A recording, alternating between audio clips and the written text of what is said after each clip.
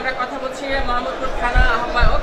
আমাদের বিএনপির স্বার্থের জন্য, আমাদের বিএনপির জন্য, বিএনপির ভালোর জন্য সবাইকে সতর্কভাবে কথা বলতে হবে। এবং বিএনপি আমরা একটা উদার দল, এই দলে আমাদের অনেক লোক, আমাদের কোটি কোটি লোক এটার মধ্যে জড়িত। আমরা বিএনপি ফ্যামিলি, আমরা এই বিএনপি ফ্যামিলি আজকে আমরা বিএনপি 17 বছর আমরা নির্যাতিত হয়েছি। এই 17 বছরে মনে করেন আমাদের বিএনপি যারা প্রকৃতি বিএনপি করছে তাদেরকে অস্তিত্ব নাই, তাদেরকে খুব অসুবিধার ভিতরে আছে তারপরেও তারা ধৈর্য সহকারে আমাদের বিএনপি কোনো লোক বলতে পারবে না যে মোহাম্মদপুর থানার ভিতরে কোনো চাঁদা কালেকশন করে বা কোনো বিএনপির যাতে বদনাম হয় সেই কাজ করতেছে না। তারপরেও তো জামাতে ইসলাম, এনসিপি নতুন দল, তারা আমাদের বদনাম করতেছে, কিন্তু এটা করা ঠিক হয় না। এটা আপনারা যেটা করতেছেন, যেটা বলতেছেন, এই সব ভুয়া। যেমন মিটফুটে যে ঘটনাটা, এটা একদম 2 নম্বর, তারা এনসিপির লোকজনে জড়িত, তারাই তাদের ছবি দেখে আমরা সাধারণ জনগণ দেখতেছে, সবাই দেখতেছে জামাত জড়িত, কিন্তু আমাদের বিএনপির নাম দিচ্ছে। অথচ এই বিএনপি সোহাগ, এই যুব দলের সোহাগ, সে বিএনপির ছেলে, আমার বিএনপির ছেলেকে তারা হত্যা করছে। এই দুষ্কৃতির বিরুদ্ধে শাস্তি দাবি করছি। দর্শক, আমরা একটা কথাই বুঝলাম যে শাস্তি দাবি করছেন মোহাম্মদপুর থানার পক্ষ থেকেও, শুকুর মাহমুদ সাহেবের পক্ষ থেকে। ধন্যবাদ আপনাকে। আমার মোহাম্মদপুর থানার সমস্ত এলাকাবাসীকে আমি বলবো, আপনারা সবাই বিএনপি ছায়াতলে আসেন। বিএনপি এমন একটি দল, উদার দল। বিএনপি সবার মানুষের মঙ্গল চায়, মানুষের ভালো চায়। বিএনপি কোনোদিন এই ইসলামী দল কি কাজ করে, বা জামাত কি কাজ করে, এনসিপি কি কাজ করে, যারা আরও অন্যান্য বিগত যে আছে ইসলামী দল আছে, তাদের চেয়ে বেশি কাজ করে মুসলমানদের জন্য, মসজিদ মাদ্রাসার জন্য, জনগণের জন্য। বিএনপি সমস্ত ধার্মিক কাজগুলা আমরা মনোযোগ সহকারে তাদের করবার চেষ্টা করি, কারণ আমরা মুসলমান হিসেবে আমরা এই বাংলাদেশে এই 99% মুসলমান দেশ, এটা আমরা চাই যে সবাই মুসলমান সাথে আমরা মুসলমান, হিন্দু, বৌদ্ধ, খ্রিস্টান যারা আছি সবার সাথে আমরা ভালোবাসা দিয়ে তাদেরকে মন জয় করে তাদের কাঁধে কাঁধ রেখে আমরা বসবাস করতে চাই।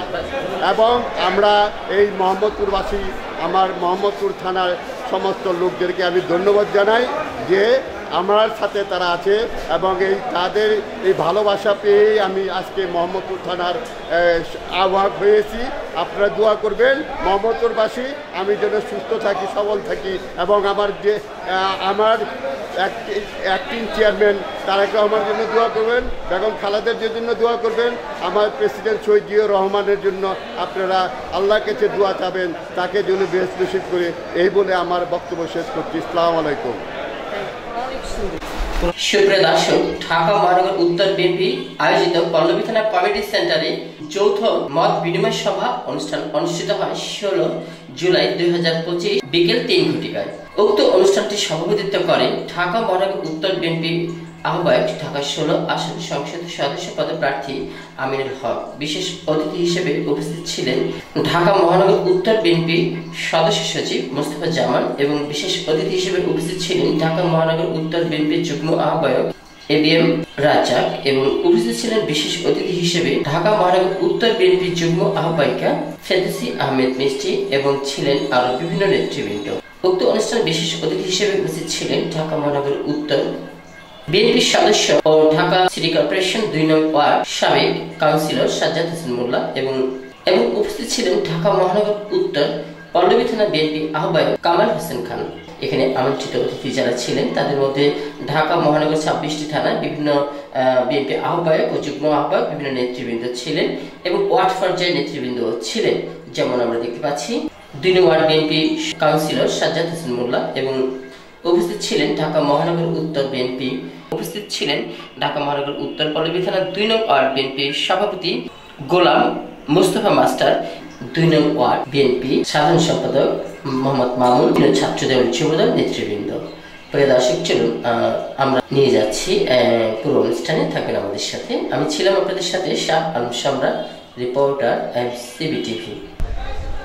আজকে ওই মিটফোর্ডের হত্যাকাণ্ড, বিএনপির উপরে ওই ফেক আইডি বিভিন্ন অপপ্রচার মিথ্যাচার করে ওই রাজনৈতিক সুবিধা নিতে চেয়েছিল ওই জামাত ও এনসিপি। কিন্তু এদেশের মানুষ এখন সচেতন।